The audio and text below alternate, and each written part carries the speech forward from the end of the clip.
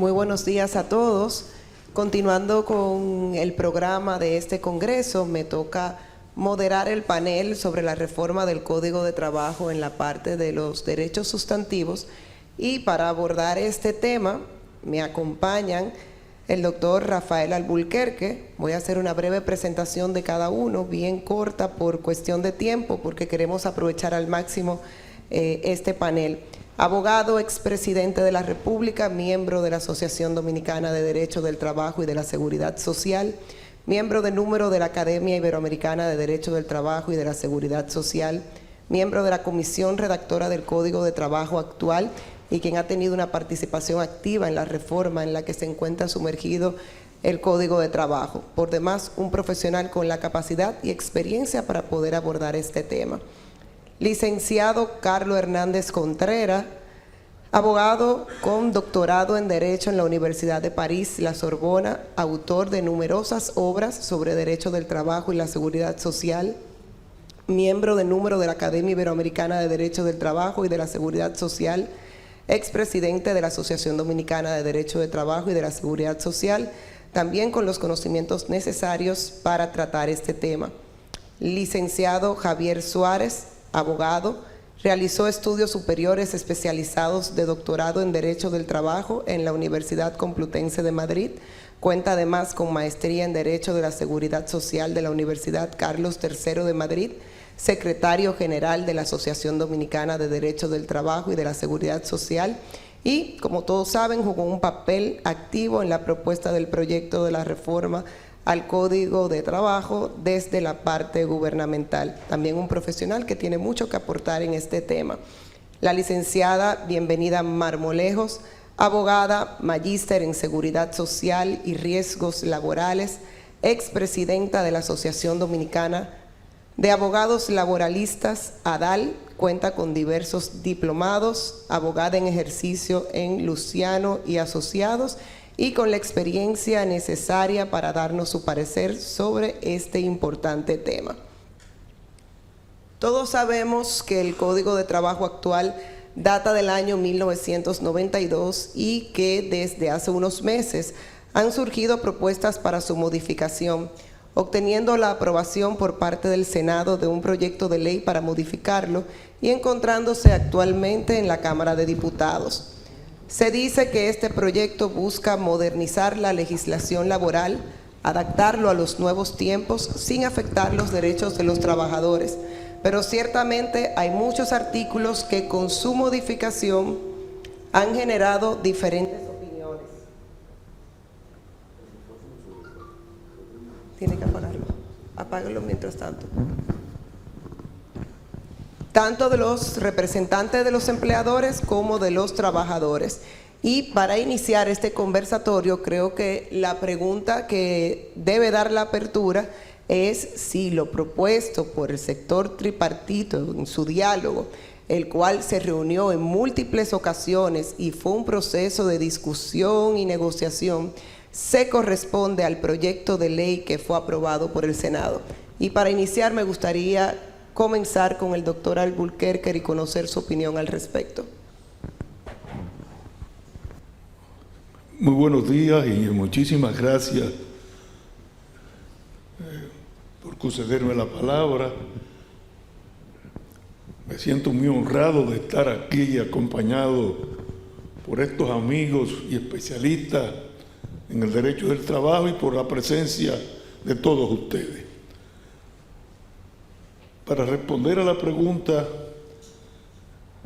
yo comenzaría diciendo que las modificaciones que se acordaron en el diálogo tripartito,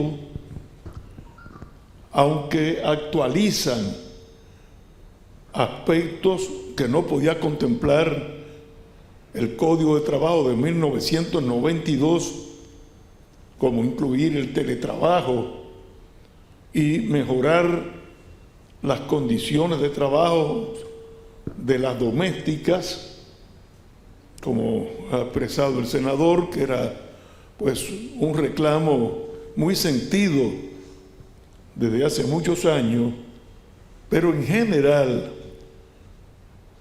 el acuerdo a que se llegó en el diálogo tripartito que transcurrió durante 2 años tuvo una tónica o una dinámica que fue la siguiente.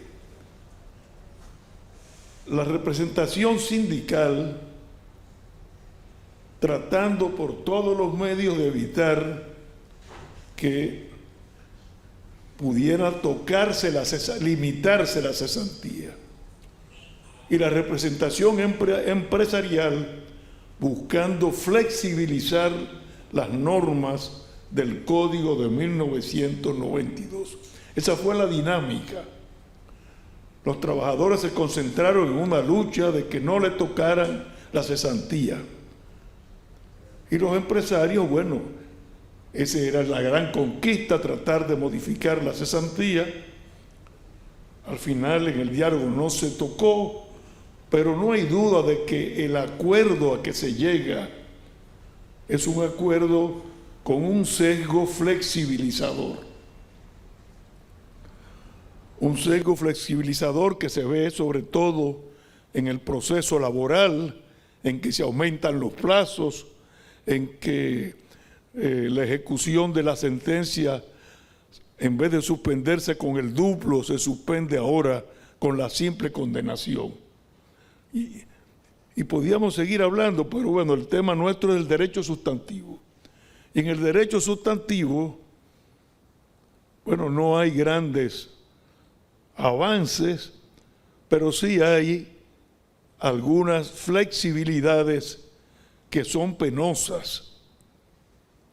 Las horas extras, el límite de horas extras en el trimestre era de 80 horas, se extiende a 120 horas, de 80 a 120 horas en el trimestre, aceptado por las organizaciones sindicales.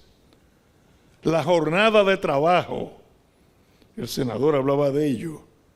Es cierto que se mantienen 44 horas a la semana, pero se establecen en circunstancias especiales que no se definen cuáles son, jornadas de hasta 12 horas al día, en una época en que el mundo entero está disminuyendo la jornada de trabajo.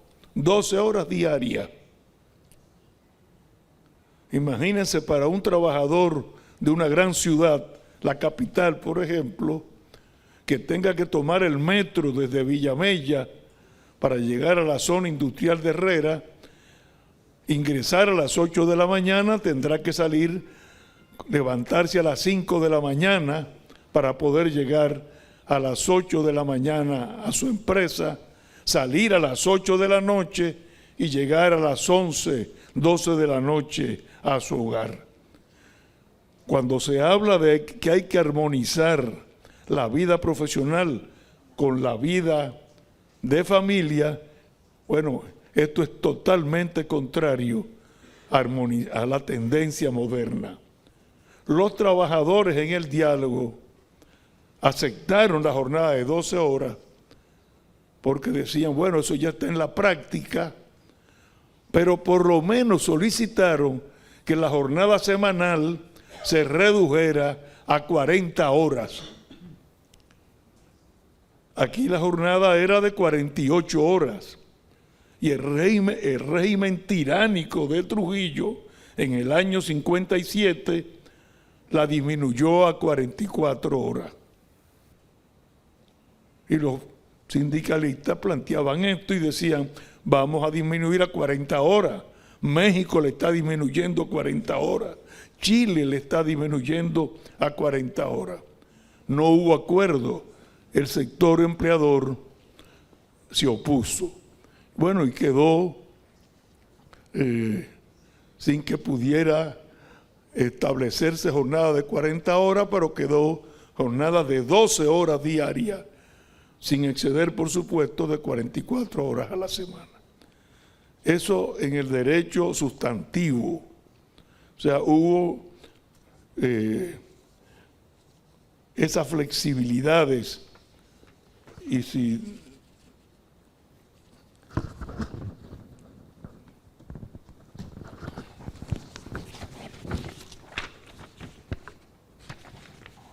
Yo quisiera, antes de pasar a otra parte del derecho sustantivo, profesor Alburquerque. Y luego me excusa para terminar. En el descanso intermedio, bueno, pues también se modificó para hacerlo más flexible. Ahí ustedes ven un sesgo flexibilizador y lamentablemente, y lo digo aquí en presencia del senador, lamentablemente ese sesgo flexibilizador fue profundizado por el Senado. Ahora la notificación del despido y la dimisión, en vez de 48 horas, hay que hacerla, se amplía el plazo a 5 días laborables. En vez de 48 horas, se amplía. Y lo que es peor, en la notificación del despido, que es concomitante, 48 horas para notificar al trabajador y al Ministerio de Trabajo, ahora se establece, primero se comunica al trabajador y luego el empleador tiene 5 días para comunicárselo al Ministerio de Trabajo. Pero más grave aún, no se fija plazo para comunicar el despido al trabajador. No se fija el plazo. O sea, queda sin fijar el plazo. El teletrabajo se incluye, pero lamentablemente no se incluyó ni en el diálogo ni en el Senado los trabajadores de plataforma. No se incluyó. Y ahora en la Cámara de Diputados, el sector empleador reclama también que la penalidad que se establece por pagar la cesantía fuera de plazo, hay que pagarla en 10 días. Los empresarios pidieron en el diálogo que no excediera la penalidad de 6 meses. El Senado lo rechaza, pero incluye que el tiempo no se cuenta mientras el expediente esté en estado. Una forma también de tocar la cesantía. Porque mientras esté en expediente, mientras esté en estado el fallo, el juez lo está estudiando, el juez pasará 10 meses, 1 año, y no corre la penalidad. ¿A quién perjudica? Al trabajador. De manera que, en conclusión, para mí, la reforma tiene un sesgo marcadamente flexibilizador y en perjuicio de los trabajadores dominicanos.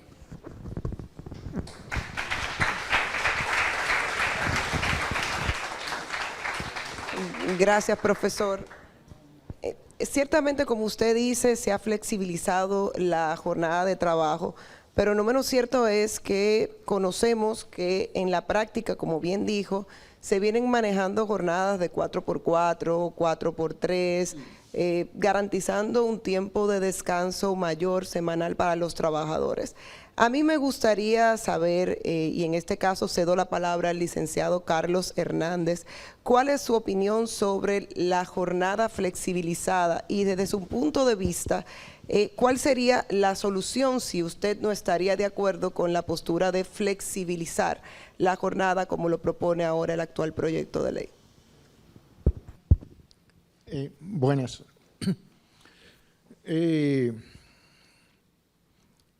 A mí me parece que hay que tomar en cuenta lo que se está dando en la práctica en los últimos 25, desde 1999 para acá.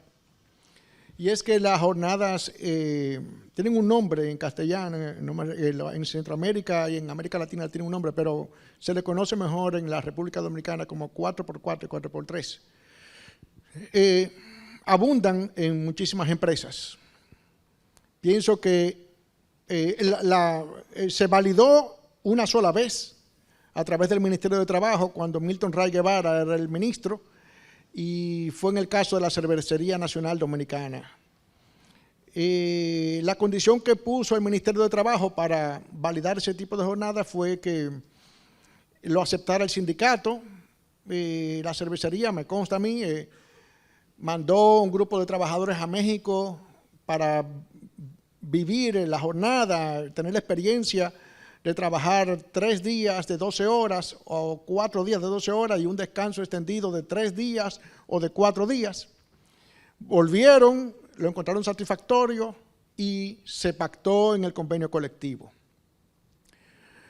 Entiendo que esa práctica está en el país en muchísimas empresas. Entonces, estamos marchando fuera de una realidad. No queremos admitir, no aceptando eso, se está desconociendo una realidad que aceptan los trabajadores, que los trabajadores están de acuerdo.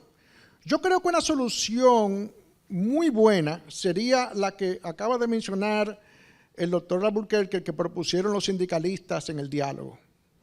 Y yo en un momento se lo propuse a los empresarios. Bajen la jornada 40 horas, que esa es la tendencia en el mundo, como dice el doctor Albuquerque, ahora mismo lo hizo México. La ponen a 40 horas, de modo que las horas extras se paguen a partir de ahí. Es como un ganar-ganar, entonces sí se admiten las 12 horas. O sea, pero me paga hora extra después de las 44. Entonces la gente gana más dinero y hace el trabajo. Y hace el trabajo que ya está ocurriendo ahora. En el proyecto, en el artículo 162, se permite el asunto de las 12 horas, pero está confuso. Primero dice que no puede haber hora extra, pero es que parece que no conocen cómo que se da en la práctica. En la práctica están las horas extras. O sea, la gente trabaja esas 12 horas de 3 días porque le están dando horas extras. Entonces, la solución, que incluso al Senado le vendría bien, conseguimos 40 horas, se redujo a 40 horas semanal. O sea, eso es una conquista, eso está bien, eso va con la tendencia. Entonces, pero también se sinceriza la realidad. 25 o 26 años con esa jornada, o sea, hay que admitirlo, eso se está dando.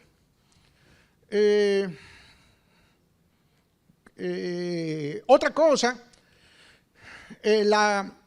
la OIT en el convenio 1, los artículos 5 al 7, permite que se pueda hacer ese tipo de jornadas desde esa época, 1930 o 31, que es ese convenio, a condición de que lo valide un pacto colectivo o lo valide las autoridades, es decir, el ministerio.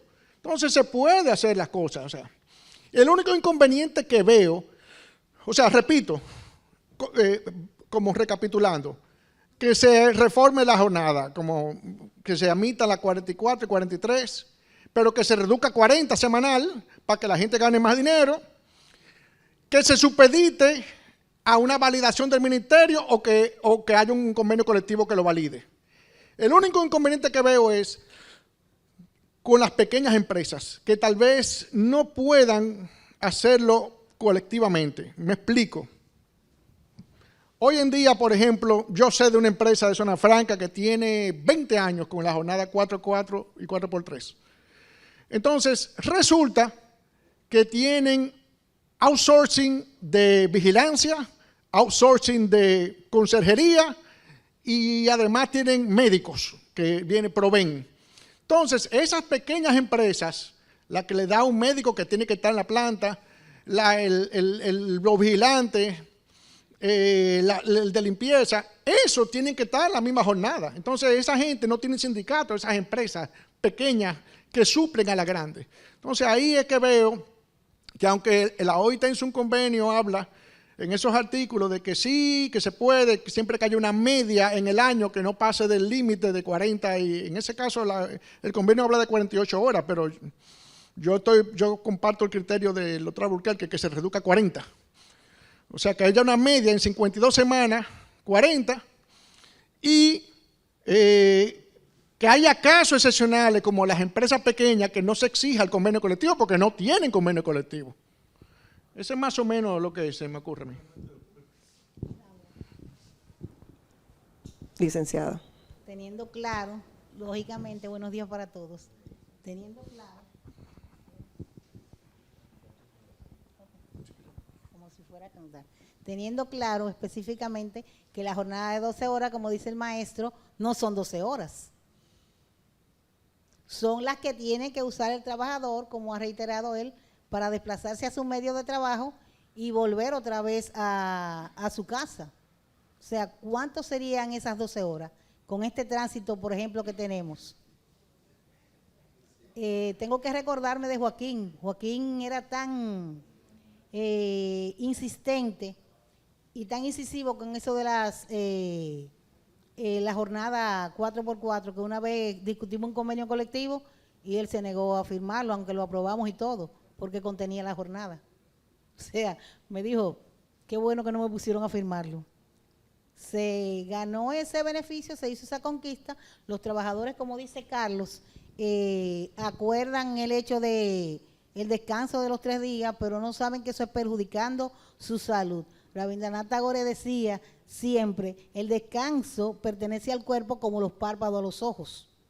Hay que descansar. Así es. ¿Quieres aportar algo sobre eso, Javier? Sí, gracias.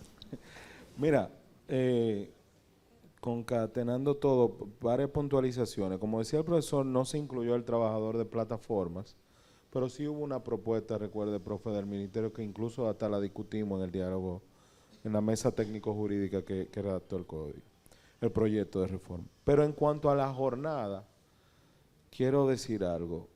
Primero, hay que hacerle saludo a Joaquín, pero también al profesor Alburquerque, que dada su carrera, también se negó a firmar esa acta donde se pactó en el Consejo Consultivo de Trabajo ese cambio de jornada que se hizo y se puso en el proyecto de código. Los trabajadores, contrario al asesor de ellos mismos, estaban contestes con esta jornada. Pero, ¿qué pasa aquí, señores? El esquema es que en esas empresas que se va a poder hacer esta jornada es 12 horas diarias por 4 días, generalmente por 4 días, pero el promedio mensual de las horas pueden ser 12 días corridos, de 12 horas, pero el promedio mensual cuando se divide entre 4 no puede pasar de 44 horas a la semana. Pero ¿qué pasa? Ese artículo también dice que están prohibidas elaborar las horas extras. Porque en los esquemas actuales de 12 por 4 hay horas extras. Entonces, el trabajador que ahora mismo gana 20,000, 15,000 pesos en una zona franca, va a trabajar durante 4 días, 12 horas, sin una sola hora extra. Va a ganar lo mismo 15,000, lo mismo 20,000 pesos. Para mí eso fue un tiro en el pie que se dieron los trabajadores, lamentablemente, en la reforma, porque cuando los trabajadores se den cuenta que están trabajando más, que están más forzados y que no tienen una sola hora extra, no van a querer esa jornada. Entonces va a ser un tema. O los salarios aumentan para compaginar lo mismo que están ganando ahora con las horas extras, o lamentablemente van a ser pocas empresas que van a tener esa jornada. Gracias. Otro tema central que también ha generado debates entre los distintos sectores, los empresarios proponiendo límites, como dijo el profesor Alburquerque, y los trabajadores defendiendo que se mantenga como propone el sistema actual, es la cesantía. En este caso quisiéramos saber cuál es la postura, y le doy la palabra a Carlos Hernández, sobre la cesantía. Se ha discutido, como dijeron aquí ya, la propuesta de un seguro de desempleo, también se ha discutido ponerle un tope a la cesantía. ¿Cuál es su opinión sobre este tema? Sí,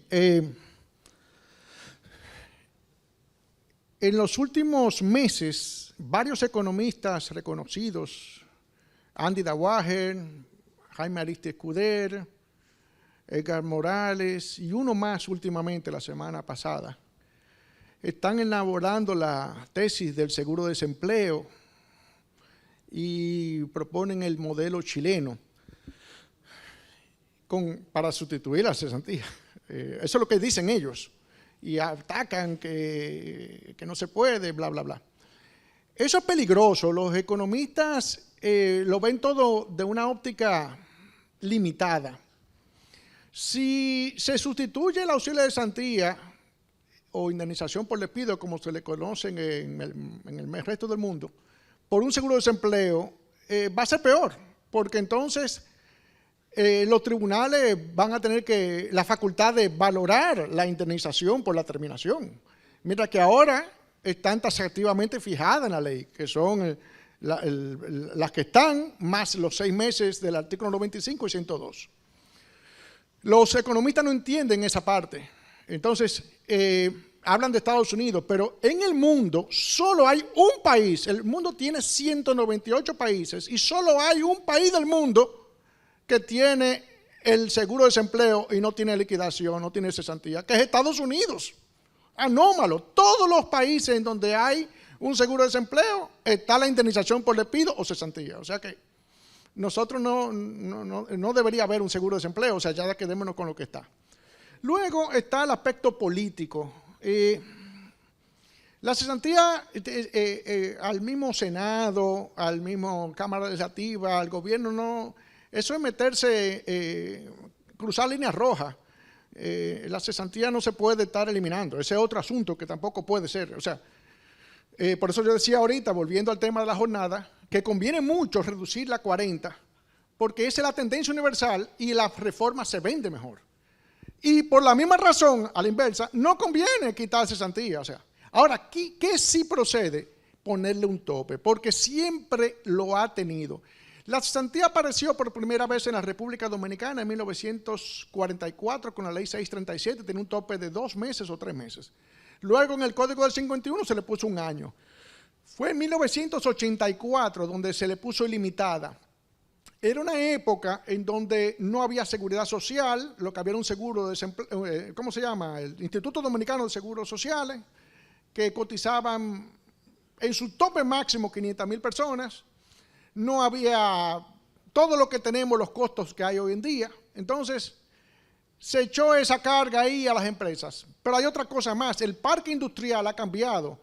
El 95% de los empleadores dominicanos son MIPYME. Entonces, a la cesantía hay que ponerle un tope que podría ser 20 salarios mínimos, que no es poco. 20 salarios mínimos es como $500,000, 400,000 pesos.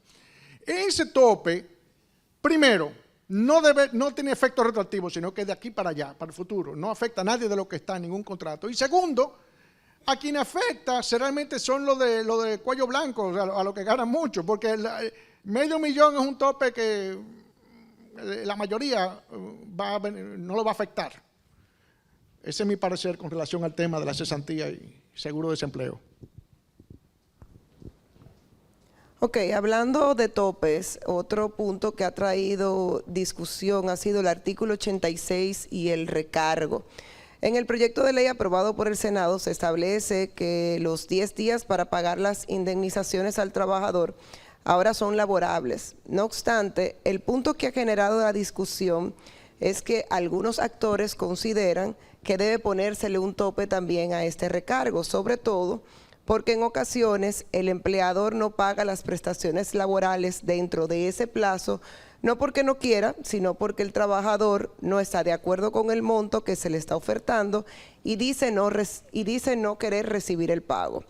En su momento, el magistrado Julio Aníbal Suárez buscó un remedio a esta situación con la oferta real de pago y con el paso de los años han nacido otras jurisprudencias al respecto. Pero ciertamente, aunque queriendo hacer la oferta, se mantiene la imposibilidad en algunos casos de hacerla a persona o domicilio y sabemos que ya hay una jurisprudencia actual que dice que se puede pagar esa oferta real de pago en la cuenta nómina del colaborador. ¿Cuál entienden ustedes que sería la posible solución a este tema o si consideran que no es necesario variar las disposiciones del artículo 86? Te doy la palabra, Javier. Sí, muchísimas gracias. Quería hablar sobre ese tema, sobre todo que Rosalina acaba de entrar, que tiene que ver algo con eso del 86. Y sobre todo, primero que nada, ahorita como me siento muy en confianza, no di las gracias a la asociación por estar aquí en este panel, con tan directos amigos y sobre todo con el profesor que ya hemos compartido otra cosa y muy orgulloso de estar con Sonia que me jalaba los buches cuando chiquito. Pero en el tema del... Sí, tú eras joven también, Sonia. En el tema de la oferta real de pago, y creo recordar el nombre de ese magistrado, Julio Aníbal Suárez, él atinó a cambiar con esa jurisprudencia el tema de si faltaba algo para completar la cesantía o los días caídos. Pero ahora hay una tendencia, señores, en los call centers, porque ya me ha pasado como 17 veces, de que los trabajadores llegan a buscar su, como le dicen en los call centers, sus severance, sus prestaciones laborales, y dicen que ese no es el tope, que ese no es su monto. Y se van. Y no retiran la cesantía, no retiran el cheque. Entonces, eso va a ser uno de los temas que va a resolver el nuevo código, porque si bien es cierto, como tú estableces, Laura, hay una jurisprudencia que avala el depósito en la cuenta bancaria nómina que durante 10 años tengo pagándote tu salario nominal todos los meses. Ahora hay un tema en cuanto a esa oferta real de pago para remitirla, porque a veces los trabajadores no tienen la dirección actualizada en las empresas, a veces se llega, a veces no quieren recibirlo. Los otros días hubo que hacer una ingeniería con la madre de una trabajadora para que pudiera recibir la oferta real de pago. Entonces las empresas están teniendo también esas situaciones por algunos trabajadores que quieren utilizar este plazo del artículo 86 a su favor. Y yo creo que la cesantía debe, en su momento llegará que tendrá un tope, pero yo creo que la fiebre está más en ese artículo 86 y esa penalidad. Hay casos que se han pagado millones de pesos por empresas por esa cuantía que está infinita. Debería el artículo 86 en cuanto al día de salario adicional, debería, para mí, por lo menos para Javier Suárez, debería tener un tope de 1 año como mucho, porque va a constreñir al empleador a buscar la manera de pagarlo, algunos no, pero a la gran mayoría lo va a constreñir a pagarlo, pero también poner en una situación de pagar 5, 6 o 7 millones de pesos en situaciones de un trabajador, también es poner a las empresas en un compromiso bien delicado. Y más como dijimos que efectivamente el empleador a veces sí quiere ejercer ese pago y se encuentra imposibilitado, y en el caso que tú pones, Javier, que van y lo recibe una madre, pero si esa madre no está en el domicilio de ese trabajador, también tenemos problemas y podemos demostrar que el empleador tiene el interés de frenar esa indemnización, pero está imposibilitado. Doctor Albuquerque, ¿cuál es su opinión sobre este tema?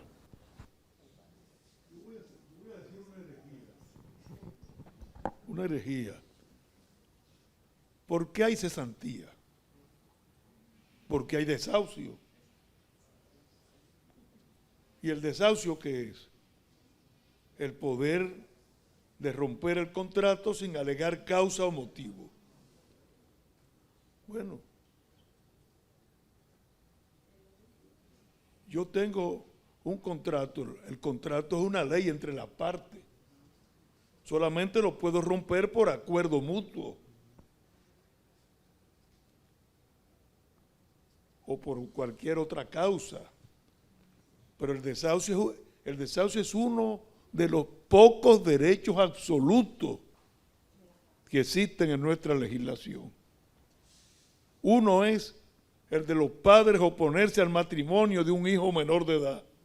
No tiene que dar causas o motivos. Bueno, el desahucio es lo mismo. Váyese de aquí, pero porque usted es muy feo.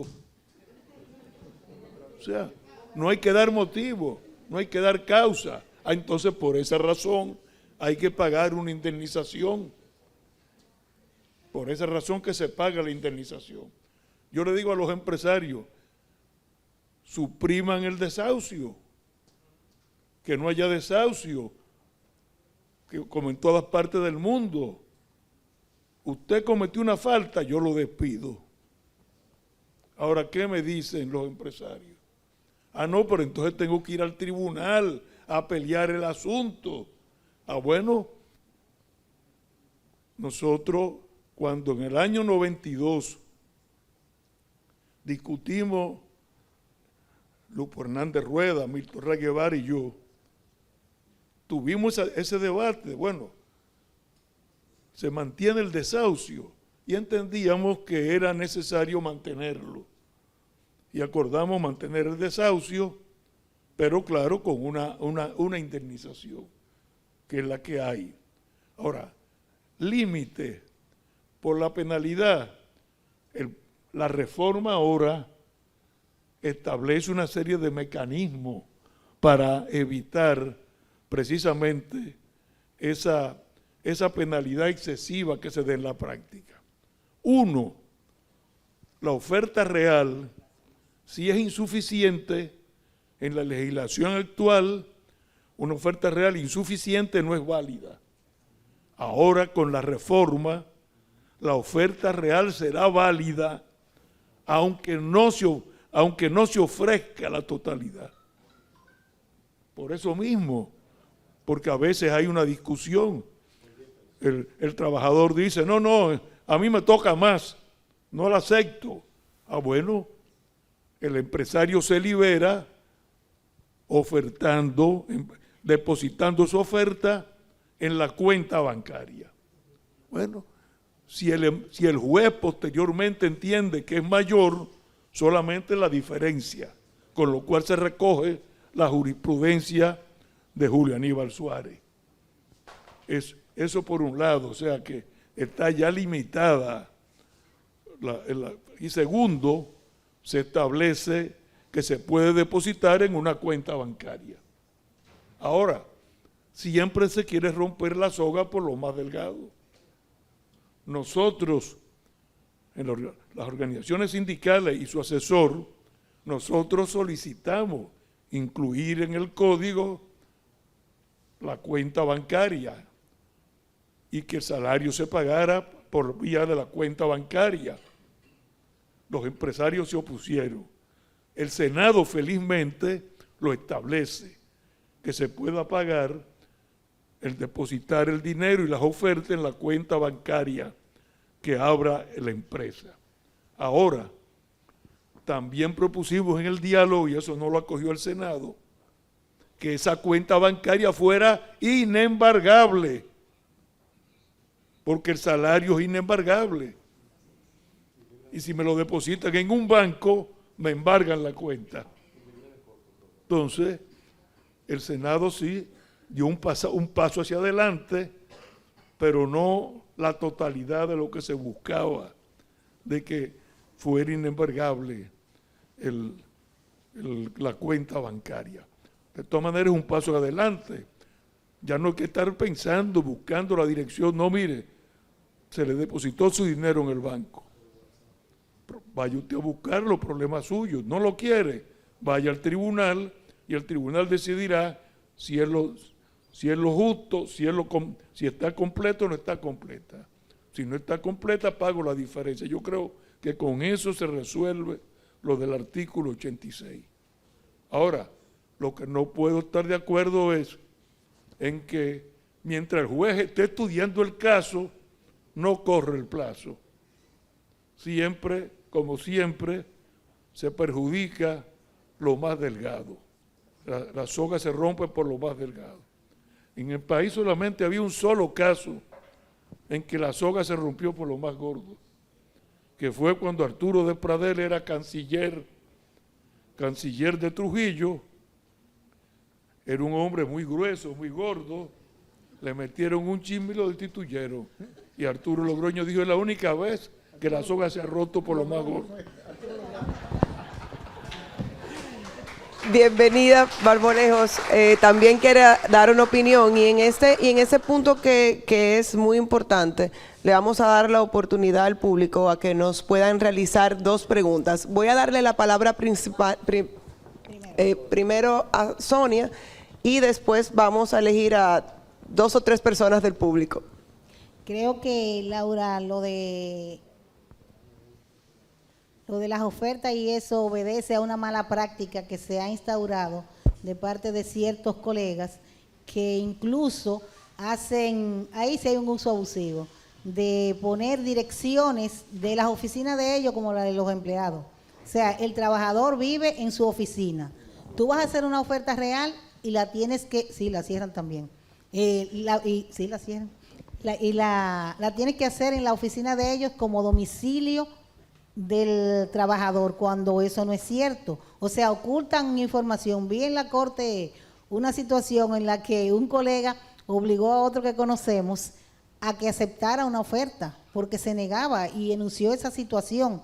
Una vez también vencí ese plazo que a veces nos toca en los tribunales para cuando es un desahucio y uno tiene la fortuna de defender la empresa en ese momento, que te pongan un desahucio para 3 meses, para 6 meses, como hay en tribunales.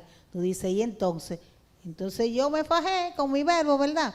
Y convencí a la magistrada de que me fijara la audiencia. ¿Usted sabe para cuándo? Para 8 días después. Y ahí vencí con mi oferta real, salí de ese entuerto, pero como dice el profesor, lo importante es que no haya desahucio. ¿Para qué haber desahucio?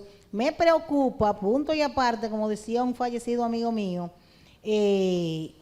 lo de la mora judicial con la aplicación de este 86. Tenemos de una jurisdicción ahí esperando un desahucio de septiembre del año pasado. Entonces, yo no sé qué va a pasar ahí.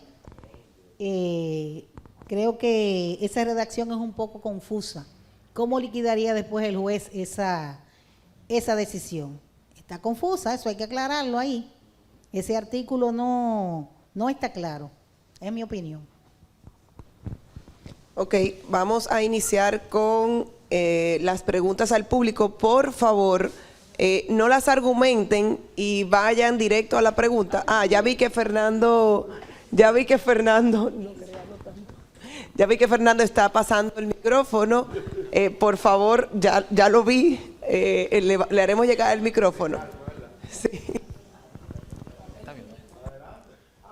Sí, buenos días, licenciado Stanley Castillo. Me gustaría hacerle una pregunta al doctor Alburquerque, es la siguiente. ¿Cuál fue el espíritu del legislador en no establecer una sanción en la no comunicación de la dimisión al empleador? ¿Cuál fue el espíritu del legislador en el Código de Trabajo?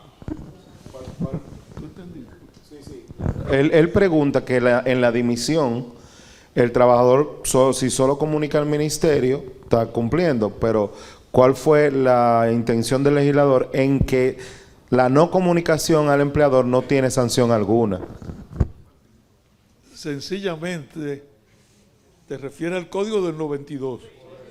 Sencillamente fue un error de los redactores del código.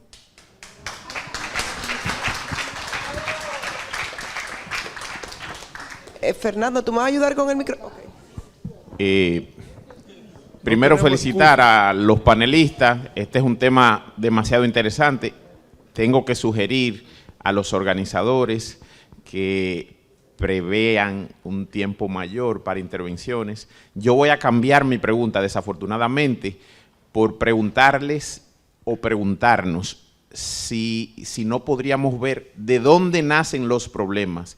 La licenciada Marmolejos menciona el tema de abogados que ponen su dirección de oficina como dirección del trabajador, pero ese abogado debe tener un poder que también le debe facultar a recibir ofertas reales de pago como si fuera del trabajador. Pero antes de ese problema que ella menciona, tenemos que ver lo que está pasando en el este y se está trasladando a Puerto Plata.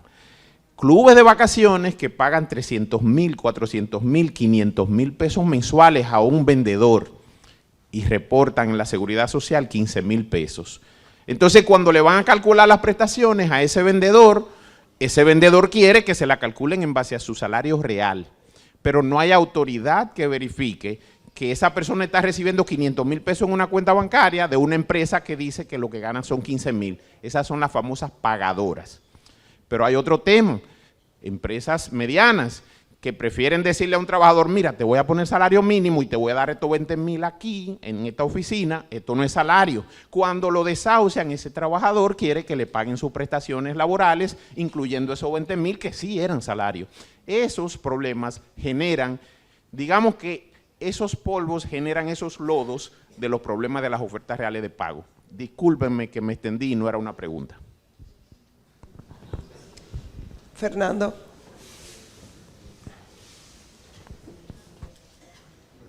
Sí, la primera pregunta viene motivada por la intervención del profesor Alburquerque al inicio del Congreso, ¿no? Que hizo hincapié en la aplicación del derecho constitucional en el mundo laboral. Y yo le voy a hacer una pequeña consulta aprovechando. ¿El artículo 86 usted cree que superaría el test de proporcionalidad, de constitucionalidad? Y la segunda pregunta, bueno, por mi acento se ve que tuvo una vida anterior, ¿no? Actualmente me honro ser dominicano desde hace 14 años, pero de mi vida anterior, cuando llegué aquí y vi el derecho laboral, me llamó la atención cómo es posible que las sanciones al Código de Trabajo se tramiten por vía penal. Muchas gracias. Sí, que tengan naturaleza penal, que el artículo 720 del proyecto del Senado dice que tienen naturaleza penal, si no que me estoy equivocando. Es decir, las sanciones a las infracciones. Sí, Javier sabe por dónde voy. Sí.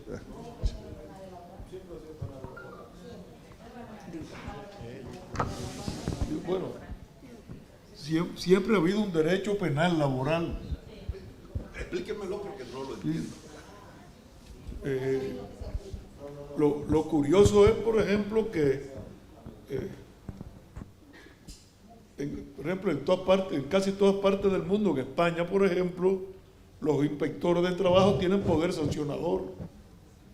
Nosotros, por la tradición francesa, que se ha ido ya pues rompiendo, ya hay muchas instituciones que tienen poder sancionador. Nosotros no lo tenemos. El ministerio, y ahí está Javier, en el diálogo el ministro planteó que se le diera facultad a los inspectores de trabajo en caso de violación, de que comprobaran una violación a la norma, poder sancionar administrativamente. Bueno, y eso fue rechazado por la tradición nuestra francesa, de que no tiene que ir a un juzgado de paz, y el juzgado de paz es el que establece las sanciones. Como usted dice, son sanciones penales por violación a la norma. O sea, es un poco la discusión, bueno, ¿cuál es el carácter privado o público del derecho del trabajo? Bueno, ese es el tema, carácter público o privado del derecho del trabajo. Bueno, se habla de que es un derecho mixto, pero la verdad es que sí, que son sanciones penales. Y el 86 estoy totalmente de acuerdo que es constitucional. Otra pregunta del público. Dale participación a una dama, por favor, Fernando. Wow.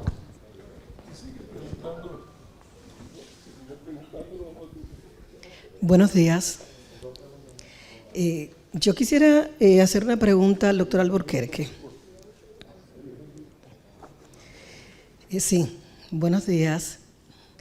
Yo quisiera preguntar al doctor Alburquerque, ya que estamos tratando el tema del desahucio y el artículo 86.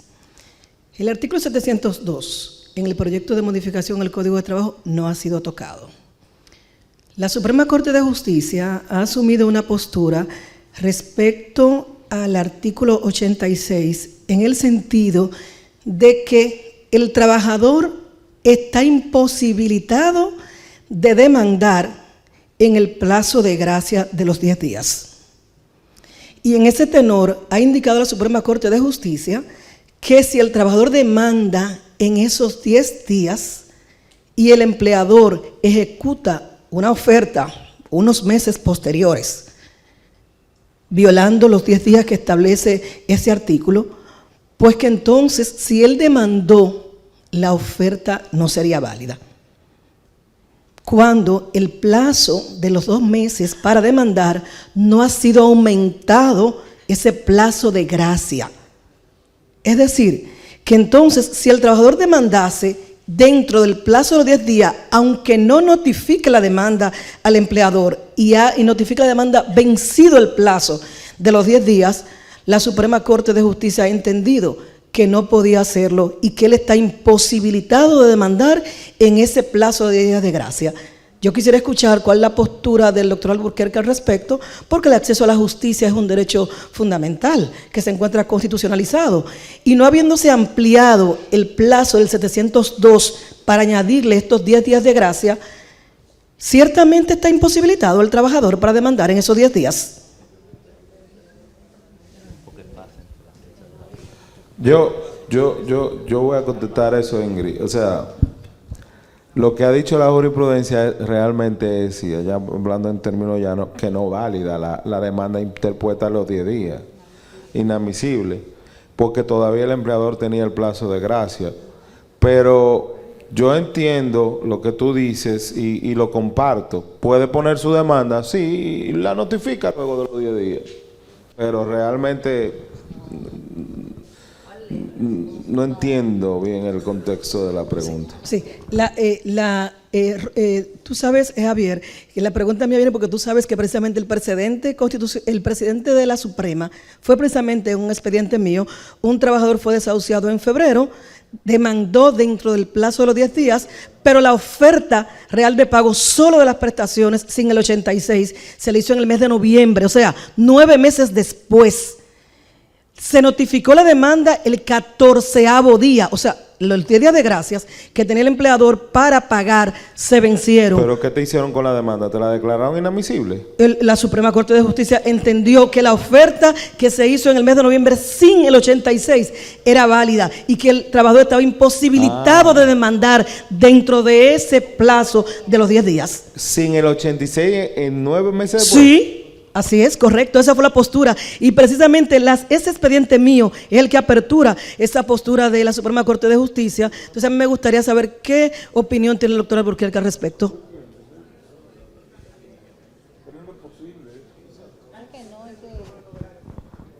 Mire, creo que vamos a seguir dándole la palabra al público, pero antes yo quisiera introducir otro tema para que podamos ir avanzando en los puntos sustantivos porque nos queda muy poco tiempo, y es precisamente el artículo 100 del Código de Trabajo, que sabemos que se mantuvo intacto, y en mi investigación para este panel encontré un resumen realizado por el licenciado Carlos Hernández y decía que se refería que era lamentable que ese artículo se mantuviera intacto porque era uno de los textos que más problemas se estaban dando en la práctica, y nos gustaría que desarrollara su opinión sobre el artículo 100. Me parece que, no sé si en la última versión que aprobó el Senado se corrigió las cosas, pero hasta en las primeras versiones de la reforma se había obviado totalmente el 100.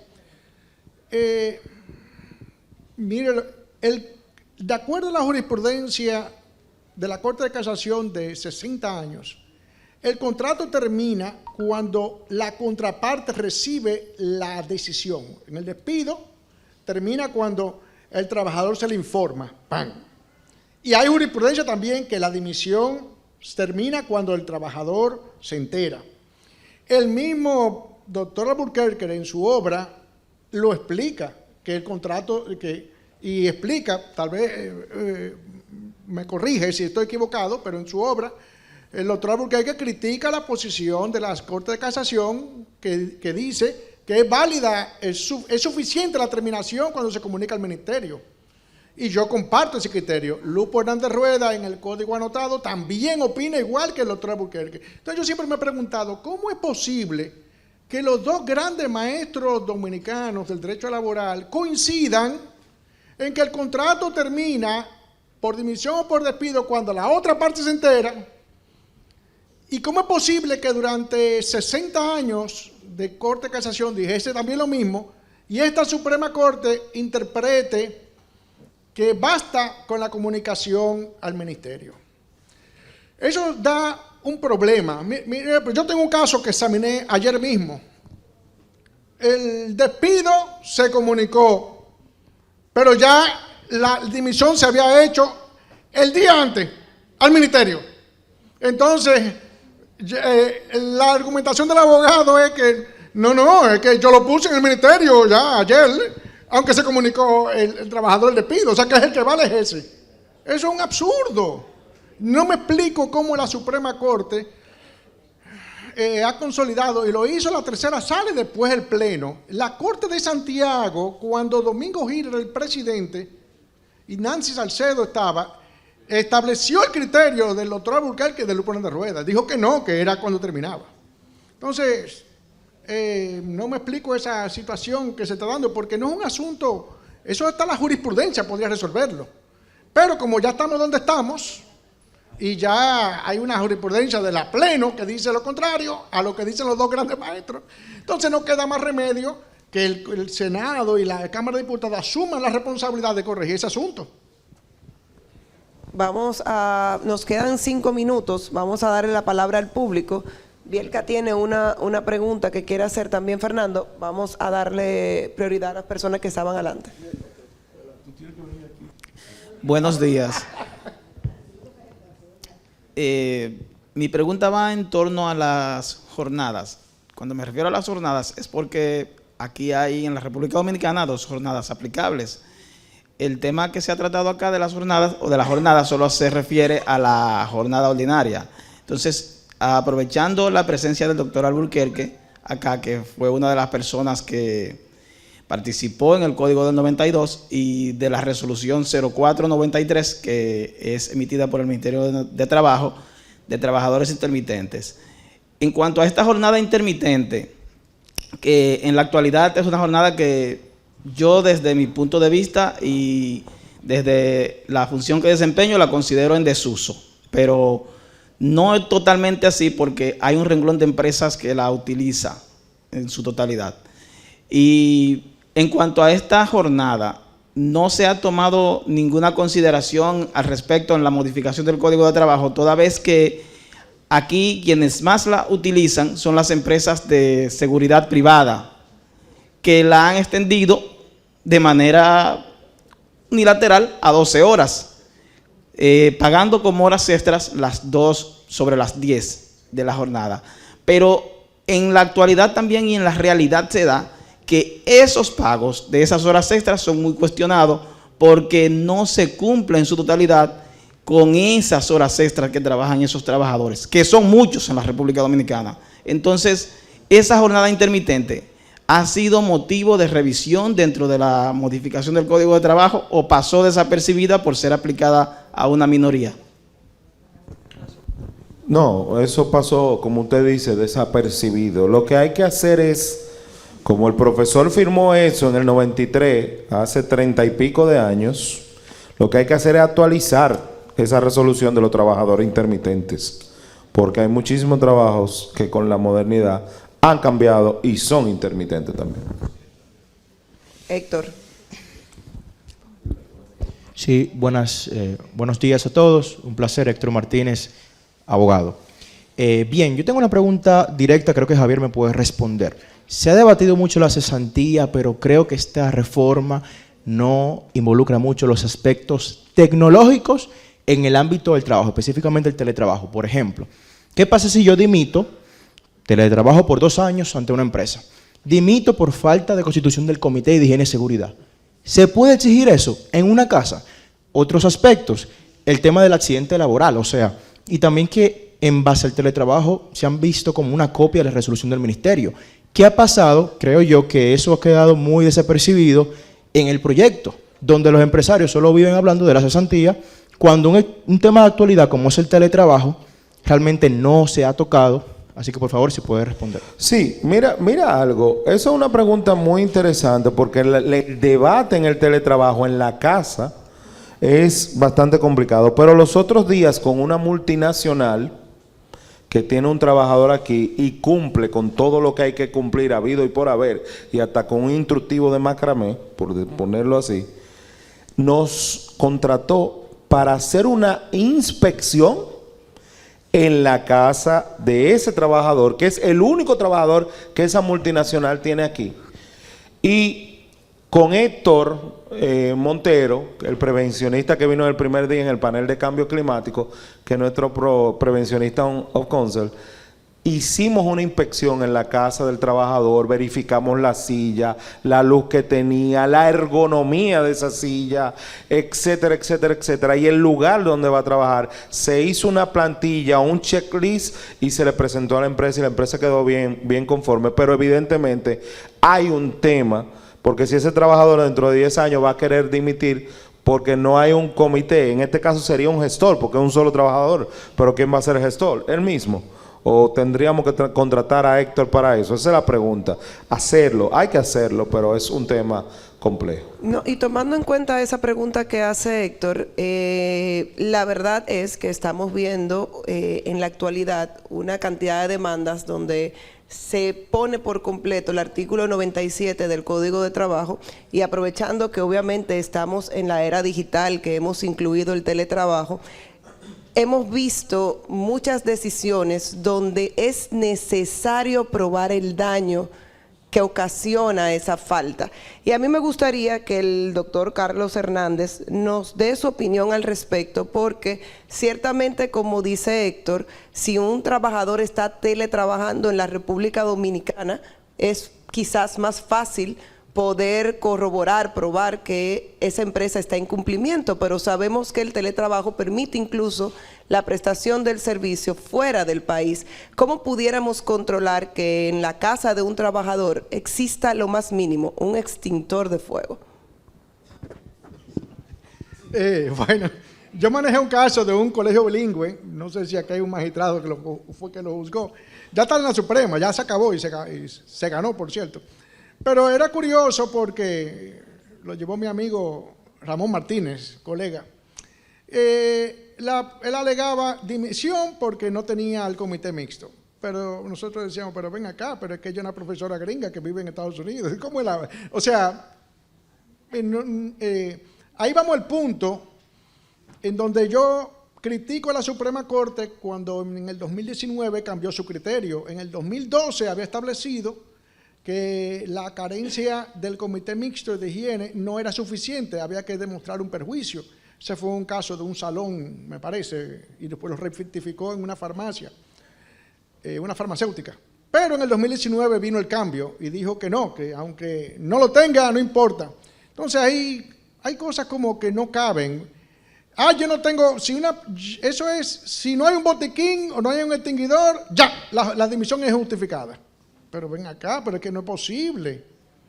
O sea, la dimisión, la violación al contrato es algo en donde me causa un perjuicio o se quiebra la confianza entre las partes. Pero yo no puedo venir y poner los 97 ordinales y decir, ya se violó ese, ya. Entonces, que no me afecte en nada. O sea, ya es justificada la dimisión. Eso no me parece justo. O sea, eso hay otra cosa que aprovecho con el tema ya no del comité, sino de las listas la lista esta que hacen. Ya ahora mismo los abogados se han dedicado, yo digo que por haracanería, excúsenme los colegas, pero, oiga, yo defiendo más empresas, pero yo puse recientemente una demanda de un trabajador y yo puse todas mis cosas.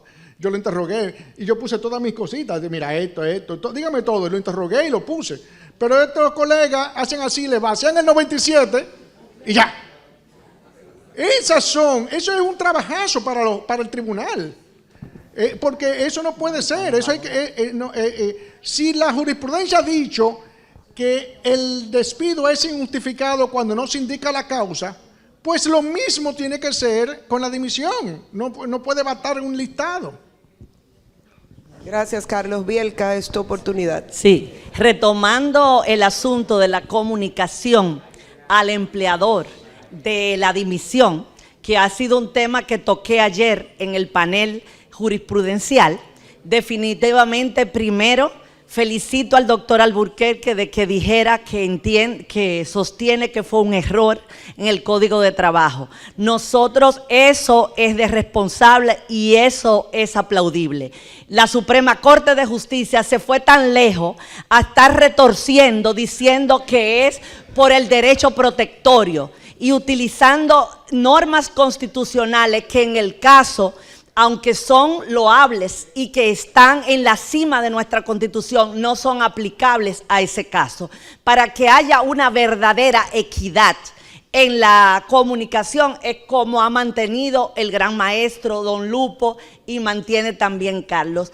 Tanto es así que en mi comparecencia al Senado de la República y en mi comparecencia a la Cámara de Diputados, dije que era el momento perfecto de aprovecharlo, ya que los jueces no se atreven a hacerlo ante la decisión de la tercera sala de la Suprema Corte de Justicia. Pero no es, Carlos, quiero corregirte, ya hay dos jueces, la Corte de Trabajo de Santiago lo acaba de hacer el año pasado, ya sin la presencia de la magistrada Nancy. La nueva Corte de Trabajo que está conformada sí lo ha hecho y declaró el despido justificado, no obstante haber una dimisión, porque el despido se comunicó antes que fuera comunicado al empleador, y fue un caso que yo llevo en primer y segundo grado. Claro está, no ha llegado a la Suprema, gracias al buen Dios.